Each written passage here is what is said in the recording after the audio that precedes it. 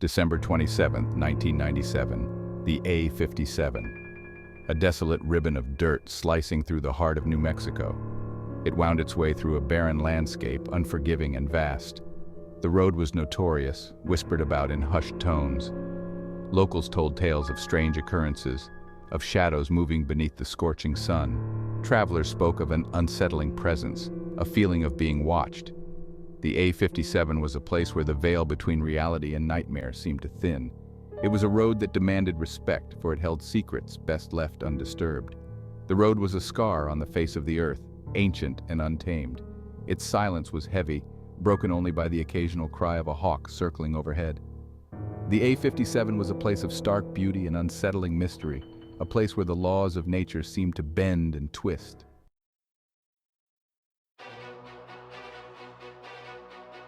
The Cortez family was oblivious to the road's sinister reputation. Marco, a hard-working mechanic, gripped the steering wheel. Beside him sat Elena, his wife, her eyes filled with anticipation for their night out. In the back, young Julian dreamed of flashing lights and the thrill of the casino.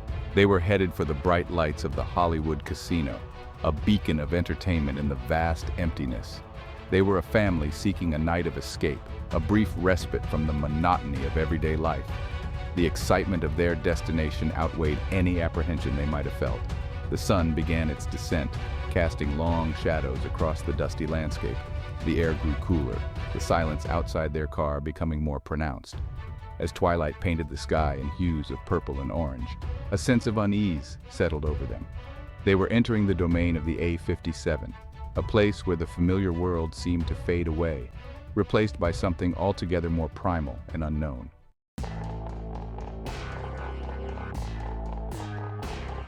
The miles ticked by, each one pulling the Cortez family deeper into the heart of the A57. The silence outside was broken only by the hum of the engine and the occasional crackle of the radio. Julian fidgeted in the back seat, his excitement waning as the darkness deepened outside. Elena reached out and took Marco's hand, a silent gesture of comfort in the growing darkness.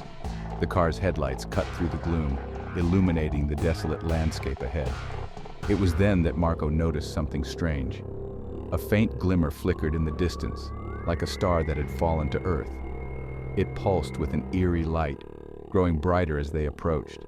Marco slowed the car, his brow furrowed in confusion. What they saw next sent a chill down their spines, stopping their breath and freezing their hearts.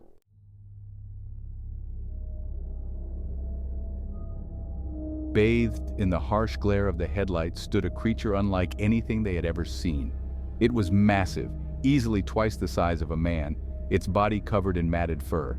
Its eyes, glowing with a malevolent intelligence, locked onto their car, burning into their souls. Marco, what is that? The creature was hunched over a mangled form, its jaws working rhythmically as it tore into its prey. Blood stained the creature's fur, a grotesque testament to its savagery. The air was thick with the metallic scent of carnage. Elena gasped, her hand flying to her mouth to stifle a scream. "Marco, what is that?" she whispered, her voice trembling with terror. Julian, his eyes wide with fear, buried his face in his mother's lap. The creature, disturbed from its feast, slowly lifted its head, its gaze unwavering.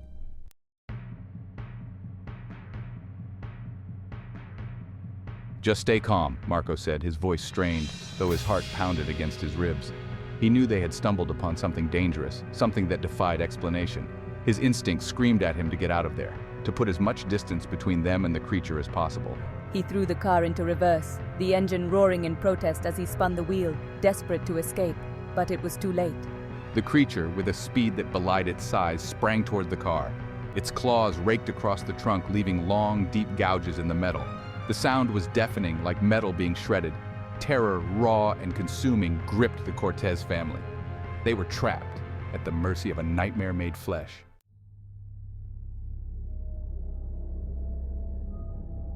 The car skidded on the icy road, the tires losing their grip. They veered off the asphalt, plunging down a steep embankment.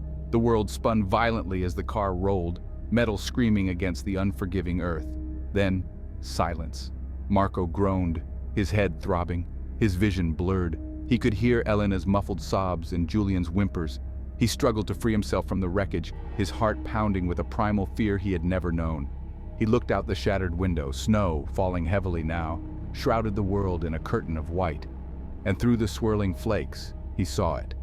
The creature, its eyes burning with an infernal light, was watching them. It approached the car slowly, its heavy footsteps crunching in the snow, each step a hammer blow to their fragile hope. They were at its mercy, trapped in a steel cage, as the Beast of the A57 closed in.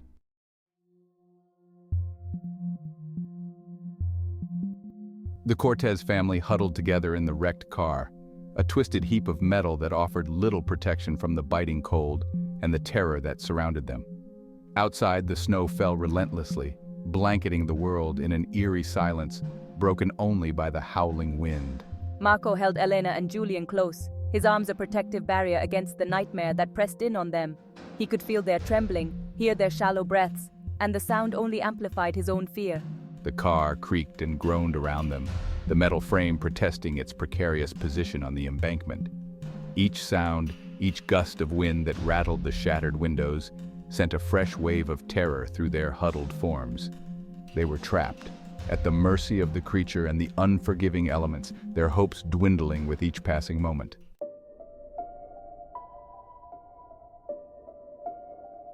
Hours crawled by, each one an eternity. The darkness inside the car was thick and heavy, pressing down on them with the weight of their terror. Marco strained to hear anything over the wind, his senses on high alert for any sign of the creature's return. "Oh Lord, protect us, please." Elena whispered prayers, her voice trembling with fear and cold.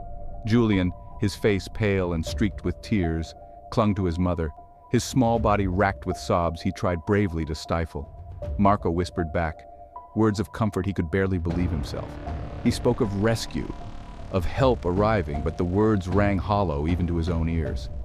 Out there, in the vastness of the snow-covered desert, they were utterly alone, their fate hanging precariously in the balance. S2.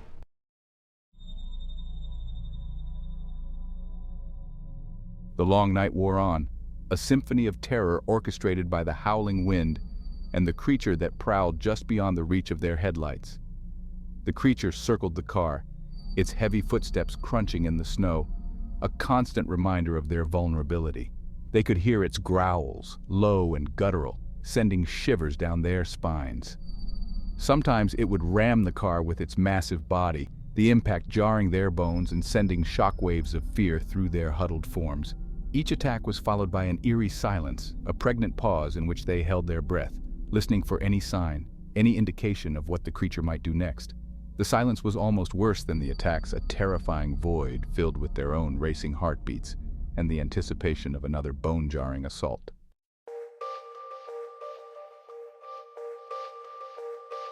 As dawn approached, painting the eastern sky with the faintest hint of purple and orange, a glimmer of hope flickered in Marco's heart.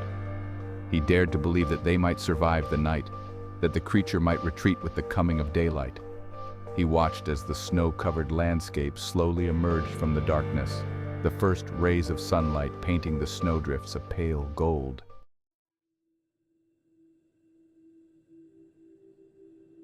As the rays of dawn pierced the darkness, a profound silence settled over the A57. The relentless snow had finally ceased, leaving behind an eerie stillness that amplified the pounding in Marco's chest. He cautiously lifted his head, his body aching from the cramped position he'd held all night.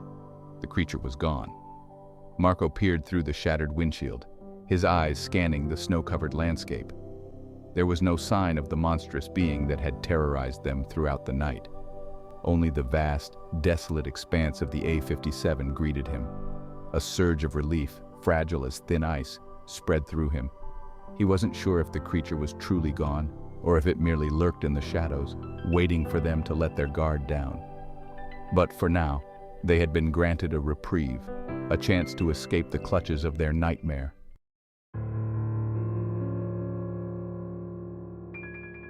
Marco carefully extricated himself from the wreckage, wincing as pain shot through his bruised ribs.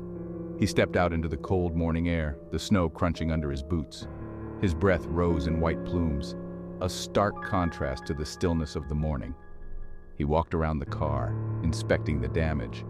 The creature's fury was evident in the deep gashes that marred the metal and the shattered windows that resembled spider webs frozen in time. It was a miracle they had survived the night. Then he saw them, footprints, large clawed prints that sank deep into the fresh snow. They led away from the car, disappearing into the vast emptiness of the desert. The creature was gone, but its presence lingered, a chilling reminder of the nightmare they had endured.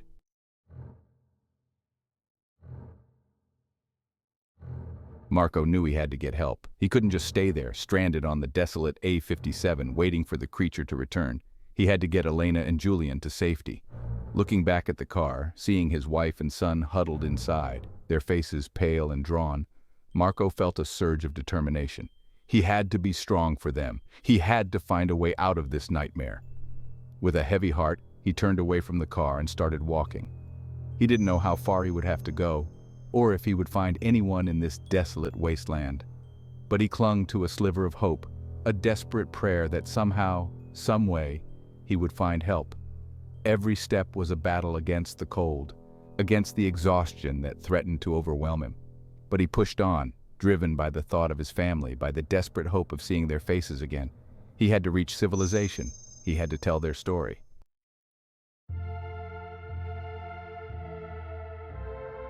Section 4. The Desolate Truth. He walked for what felt like an eternity. The sun climbed higher in the sky, casting long shadows across the snow. The landscape remained unchanged, a vast, unforgiving expanse of white that stretched to the horizon. Just as despair began to consume him, he saw it. A plume of smoke rose in the distance, a dark smudge against the clear blue sky. Hope surged through him, a beacon in the desolate landscape. He quickened his pace, his heart pounding with renewed determination. He stumbled towards the smoke, his legs aching, his breath ragged. As he drew closer, he could make out the shape of a small cabin, nestled amongst a cluster of wind-battered trees. A battered pickup truck sat parked outside. He had found civilization. He had found hope. He would save his family.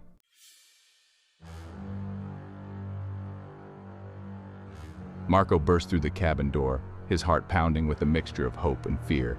A grizzled old man, his face etched with the harshness of the desert, looked up from his seat by the fire, startled by the intrusion. Marco gasped for breath, his words tumbling over each other as he described the events of the night. The creature, the crash, the footprints in the snow. He spoke of Elena and Julian, trapped in the wreckage, their lives hanging by a thread. The old man listened patiently, his weathered face etched with concern. When Marco was finished, the old man nodded slowly, a knowing look in his eyes. He grabbed his coat and a lantern, his movements slow but deliberate. There was a somber understanding in his silence, a shared recognition of the dangers that lurked beyond the cabin walls.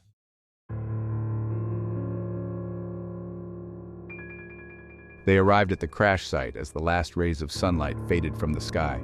The old man, his face illuminated by the flickering lantern, surveyed the scene with a practiced eye. His gaze lingered on the deep scratches in the car's metal, the shattered windows, the footprints leading away into the gathering darkness. He shook his head slowly, a low whistle escaping his lips. "Bad business," he muttered, his voice barely audible above the wind. "Bad business indeed." The old man placed a heavy hand on Marco's shoulder, his grip surprisingly strong. "Come on, son," he said, his voice gruff but not unkind. "There's nothing more to be done here." Marco's heart sank. He already knew the answer, but he couldn't bring himself to voice the question. He looked from the empty car to the footprints disappearing into the darkness, his blood turning to ice.